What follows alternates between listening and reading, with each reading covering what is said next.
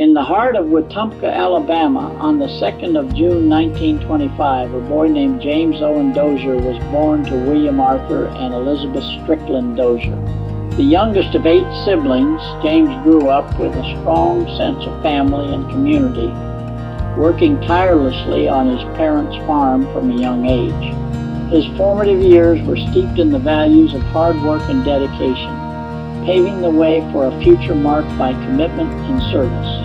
James's academic journey culminated in his graduation from Wetumpka High School in 1943. Shortly thereafter, on December 5 of that same year, he married his high school sweetheart, Ovell M. Finger, a union that would span over 77 years. He bravely fought in World War II on the battlefields of Germany and France, including the notorious Battle of the Bulge. James's dedication to duty continued through the Korean conflict, where he was stationed at Fort Jackson, South Carolina, and Fort Indian Town Gap, Pennsylvania. After his military service, James explored a career as a furniture salesman, working with Matthews Furniture, his own business, and Sears Furniture. Ultimately, he found his calling in banking. James dedicated over 40 years to the First National Bank of Wetumpka, where he rose to the position of Senior Vice President. His leadership and vision were instrumental in founding the First Community Bank, where he continued to influence as a board member for many years. James's journey of faith was deeply rooted in the Crossroads Community Church, formerly known as Mount Hebron West. The legacy of James and Ovell Dozier is reflected in their expansive family. 2 daughters, 5 grandchildren, 13 great-grandchildren, and 4 great-great-grandchildren, with another on the way. Today, James resides just a few miles from his birthplace, a living bridge between past and present. His life story is one of dedication, resilience, and enduring love, a testament to the man, the husband, the soldier, the banker, and the pillar of his community. Granddad, you're 100 years old. Tell kids, young people in high school, or even us, what's some of the advice, is there any advice you could give us? I just know that to live your life in such a way that you can live with yourself as you go along. And of course, it's easy to think what you would do, but until you face the situation, you don't really know. We've got a lot of questions for you this morning from All right. kids at school and stuff. What would you first just take name, how old you are? Let's start it off that way. Okay. My name is James Dozier. I am 100 years old. I have a birthday coming up in a couple of months. What are some of your hobbies that you do now? Well, just loafing. I've got to the point where I don't do any real hobbies, but I like to eat, and I got a lot of children, grandchildren, great grandchildren I love, and I love to visit them. I love for them to visit me, and You like to cut your grass. You still I drive a like to tractor. cut my grass. I do that. I got 4.5 acres of grass that I keep cut, and back to the business that needs it this morning. I got another question. What's your favorite food? Well, I guess if I had one dish, it was my real favorite. It'd be ice cream. That's easy enough. Going back to when you're younger, what was the most popular dance when you were younger? Well, we had a square dance, and then we did, and we also did a round dance that was basically the same dance that's done today. But Going back childhood and school and stuff, what was a typical lunch you would eat at school? well, uh, just sandwiches, mostly sandwiches, a piece of fruit. My mother always wanted me to have a piece of fruit for lunch, apple, orange, banana, something like that. And then we had a couple of sandwiches, and we had meat sandwiches, whatever we had for breakfast, whatever the leftover was, they'd fix my lunch out of it. Okay. When you were a kid, what was your favorite thing you got for Christmas? I guess the favorite thing was when I got my first new bicycle. How old were you then? Do you remember? I was about, I'm thinking maybe 12, might have been 10. Okay. I was well old enough to use a bicycle well. I mean, I enjoyed that. That's why I guess it was one of my favorite things to have, was a new bicycle. What was it like when you were young? Now, let's go back in time because you were basically in the Great Depression when you were younger, Yeah. right? So, what was it like during that period for you and your family? Well, I don't know. We were just kind of a typical family. We were farmers. Uh, my daddy bought a new truck the year I was bought a new car the year I was born, and then when I was 4.5 years old, he bought a new truck and a pickup. And when I was 8 years old, they let me start driving it around on the farm. Couldn't get off of the farm, of course. But when I was 8, 9 years old, I picked up all we had uh, hired help that gathered vegetables in baskets, and I'd drive around over the field and pick them up and bring them in. And started that when I was just a kid. And Go back to the car. I think you told me a long time ago. There's an interesting fact about that car. Wasn't it? Was it the first Model T it was in this area? no, it was a Model T. It was a '01 model. A 1901 Model T. Hmm. But he bought the first one in this area, right? Yeah, and the people up Varners, a set of Varners that lived just above us there, they got one about the same time, but I think theirs came just after ours did. Got it. Okay. How much different is life today compared to when you were young? Altogether different, but same routine stuff. It goes on, but basically the same. Gotcha. Okay, let's move on to the war. Bradley Duncan asked, "Did you ever imagine participating in a war?" No, I didn't. I, I certainly didn't. I figured it was coming because when I was a kid, when I, well, 2 or 3 years before I got old enough to go, it, it became evident that I would be going because when I turned 18, I would be going into the Army. Were you drafted? And I was to be drafted. In fact, actually, I guess I might have been drafted, but the day before my draft, when I was supposed to report to the draft board, I went and volunteered and joined the Army. Volunteer so I could. Somebody had told me that I would be better off if I could choose the place I wanted to serve, and I might have a choice of where I could take my training, that kind of thing. So I volunteered, Okay. and they sent me. I went up to Fort Bragg, North Carolina, had basic training up there. So Presley French asked, "When did you find out where were you going to be in the army?" We had no earthly idea. We had no idea where we were going from there, and we just everybody loaded up and we went north. We didn't know where we were going, what was ahead of us, or anything. Tell them about the story when when you headed north, you got on the boat, the ship to take you. Well, that's what I was coming up to. We loaded the boats in Southampton, somewhere up there in New England.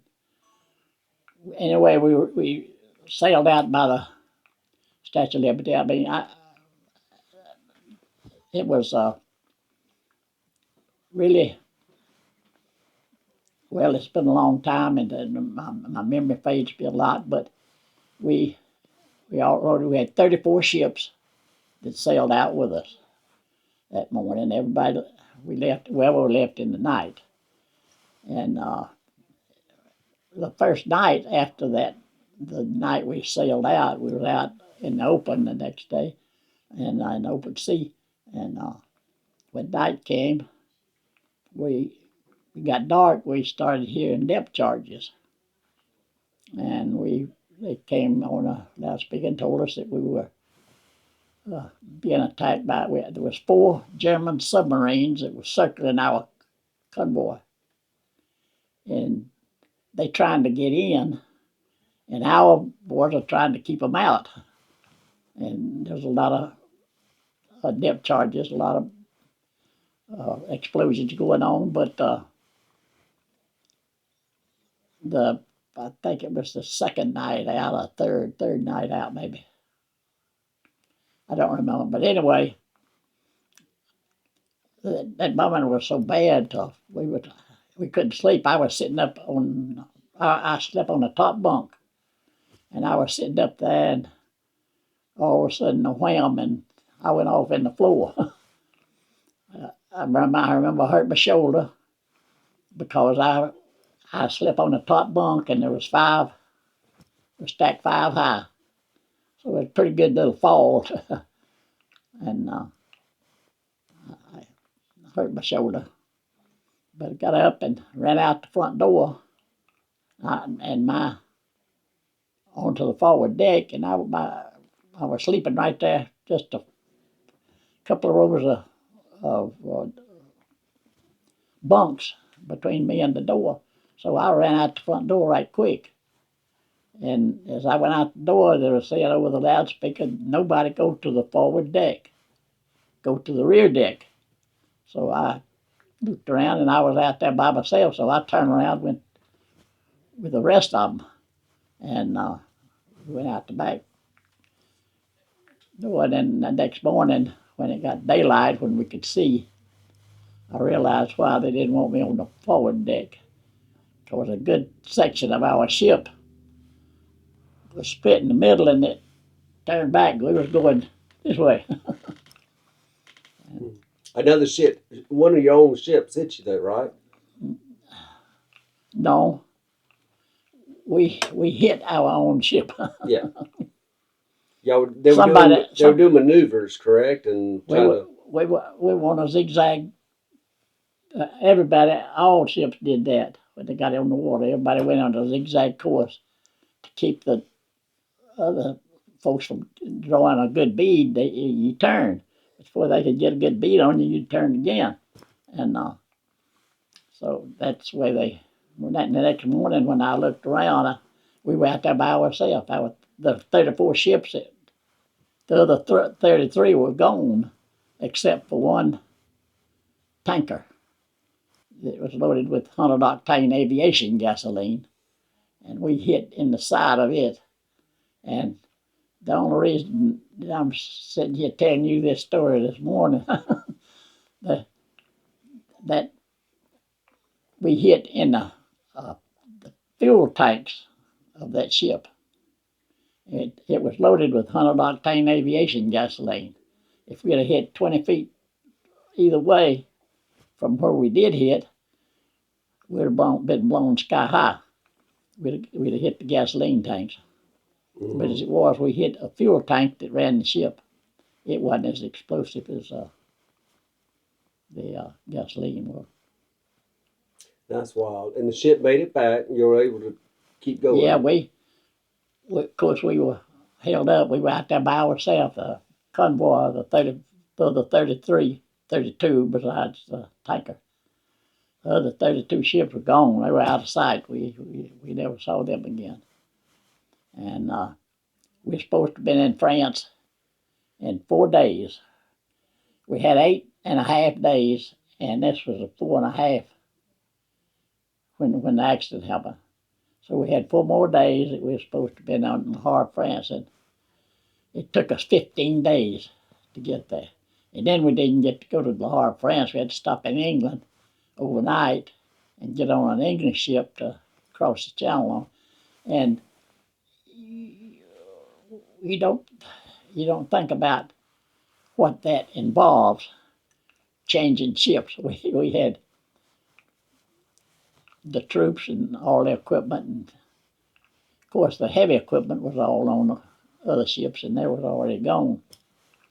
But we stopped off there overnight, got an English ship to cross the channel because they wouldn't let our ship cross the channel because the damage that it had, the channel was too rough to go into. But the channel was about 20, I think 20, 30 miles. I've forgotten how far it is across the channel. But it was rough sledding, and they wouldn't let us take our ship in it. It was damaged too bad. So they stopped us in Southampton and put us on an English ship to cross the channel. And we crossed the channel, and then we hit the road up the road. 2 days later, we were in combat. Where at?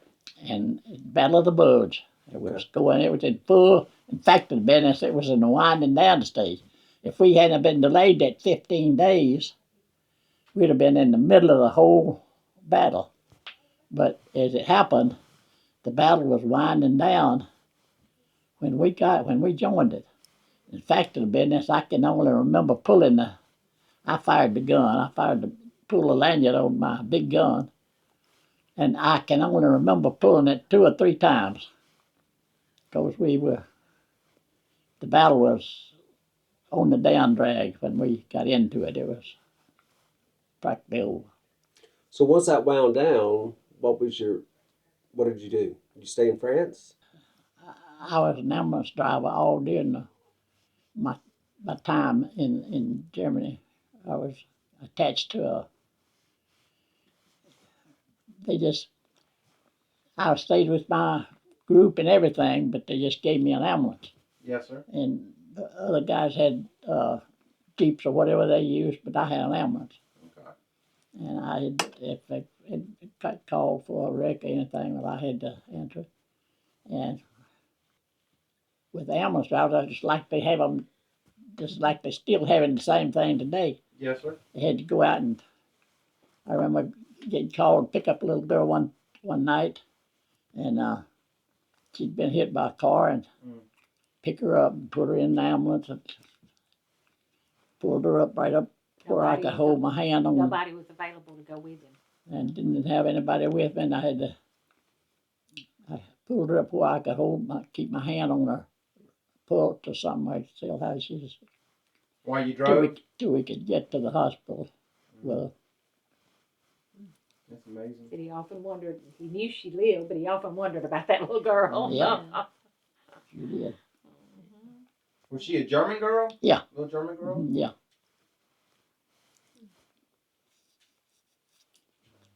Because I was reprimanded for picking her up.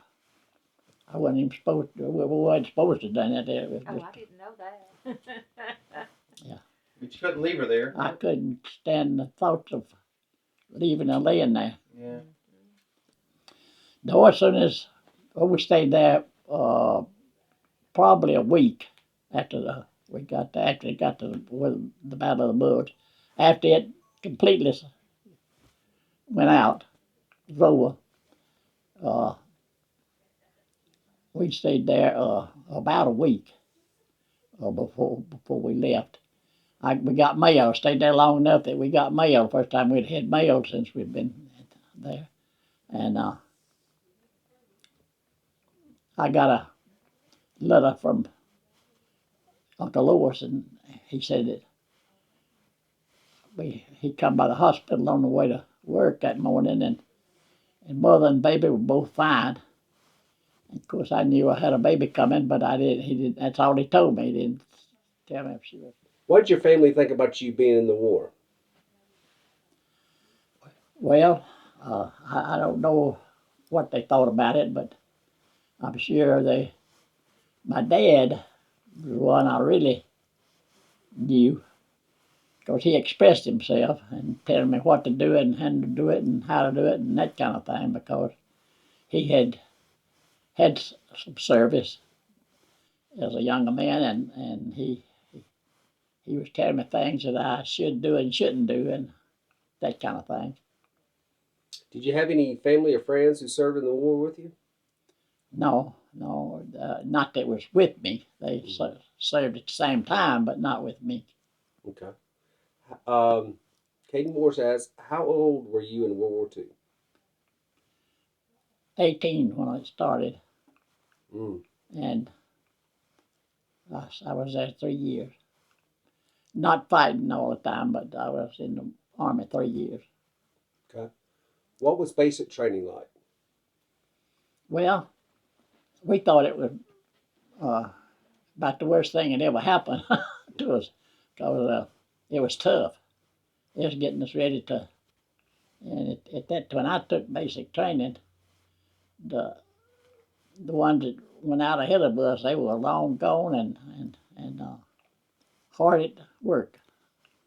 They were fighting everywhere. They were sending some of them to the South Pacific, some of them going to Europe, and they had wars going on 2 or 3 different places. We didn't know where we were going until we got there. Here's a good question. Brayley asks, I always wanted this, the rations. What did you eat and drink? Well, of course, Army furnished the food and drink, and we ate whatever they gave, and it was just a ration of food, average food. We didn't have cake and ice cream for lunch and breakfast or whatever, but it was average food. We had vegetables, and the Army fed pretty good. We didn't like it, all of it, but it was good for us, what they fed us. What about Spam? Did you eat a lot of Spam over there? Spam, we ate a good bit of Spam. Sure. Yeah, I heard that. What were the living conditions in different places during your time of service? Well, actually, living conditions were pretty much the same all over. You ate, slept, and up and about and doing your daily chores, and then you went to bed at night and had your rest at night. And I mean, were these big, huge tents? Were they some kind of barracks? Well, it had different things. Most of the time, we had buildings that we were housed in.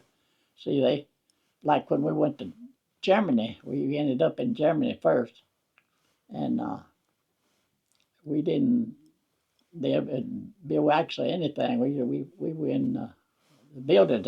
They housed us in the. They had taken these cities and they just moved us in. They moved us in the hotels or whatever they had that we stayed in. Remy Jackson asked, did you ride in any aircraft? Only just occasionally, just 2 or 3 times is all I remember riding in an aircraft over there. Okay. And you talked about the gun, your job on the gun. Do you remember what kind of gun?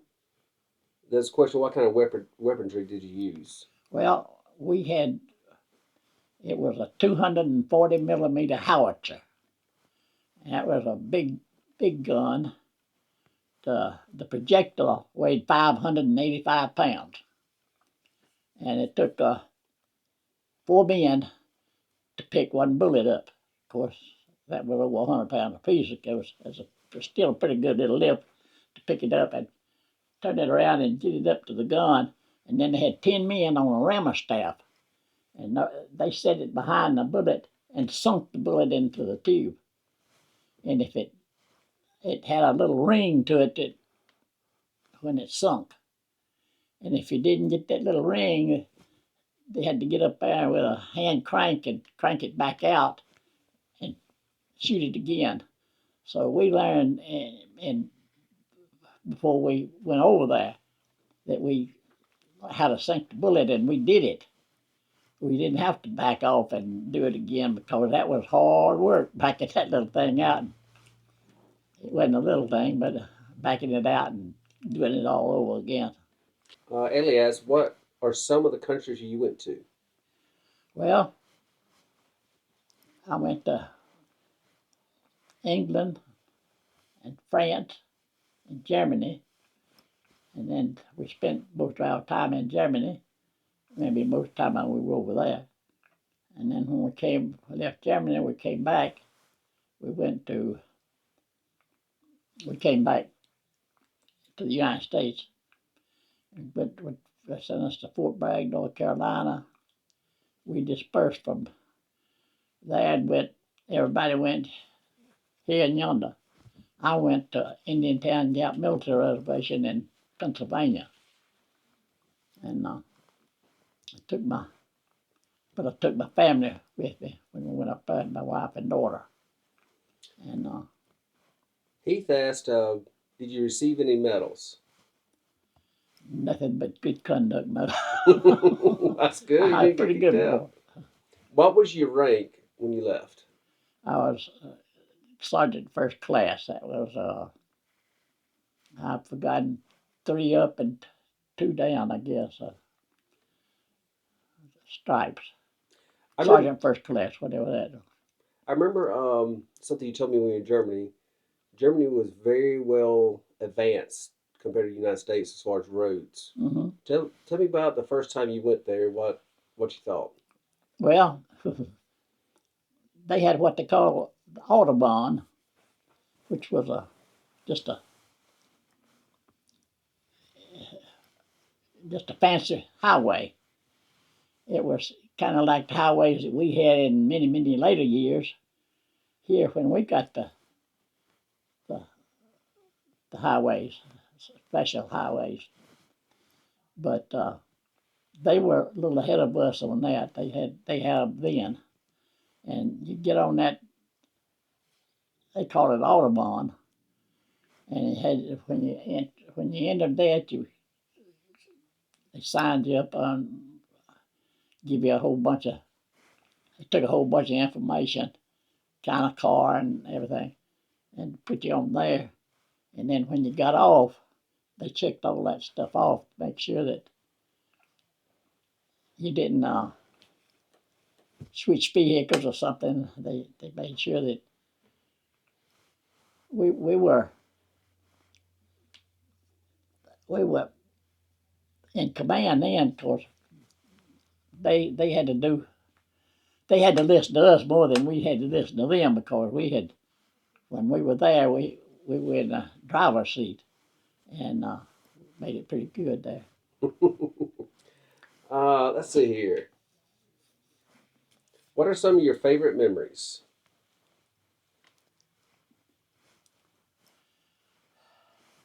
Well, I guess, of course, during the war, while the war was going on, I didn't have many favorite memories. I hated all of it. But when I got in civic duty after the war, I went up to Pennsylvania and opened the base up there. And that was all fun. We enjoyed that. We loved the people. The people that we lived with, they took real good care of us, and we were just very fortunate in the town Gap. Okay. Adrian asks, what are some of the highlights of your life? Well, highlights of my life. Well, that wasn't one of them, I tell you. Of course, my family was the biggest highlight of my life. My family, grandchildren, great grandchildren, all down the line. Uh, I enjoyed my work after I got out of the Army. We had a furniture store. I went to work with Matthews Furniture Company in Montgomery, and I worked there for a couple of years. And me and DC decided to open our own furniture store, and we went in business for ourselves there, and in Montgomery. And being poor country boys, we didn't know how much money it took to have a furniture store. Of course, you would buy a piece of furniture. You'd set a piece of furniture in there and set it for $300, and you got $30 down, and you had to take whatever item cost, you had to put that back on. So it didn't take us too long to find out that we just flat didn't have the kind of money it took to run a furniture store. So somebody came in one day, a friend of ours, a guy that we knew, and he had been in the same kind of business we had been in. He had been just selling furniture for somebody and working for a furniture store. He came in and he hinted that he might like to buy a furniture store, so we put it on him. We sold him that one, and it was probably the best thing we did for that I did for as far as a job was concerned. Best one I did right then, because we never could have made it on our own. We realized that. That's why we sold the store. But anyway, I went. Jack Barrett came and offered me a job at the bank, and I took him up on that, and I went to work for the bank. Heath Rhodes just want to let you know. He said, "Thank you for your service. You're the reason why we have the strongest and greatest country in the world." Granddaddy, I think that wraps up all the questions that we have. Anything else you'd like to add to it? Well, I just know that they always heard that war is hell, and I guess it's something it's something that I don't ever want any more of. I got enough war right then. That dose of war was all I ever want.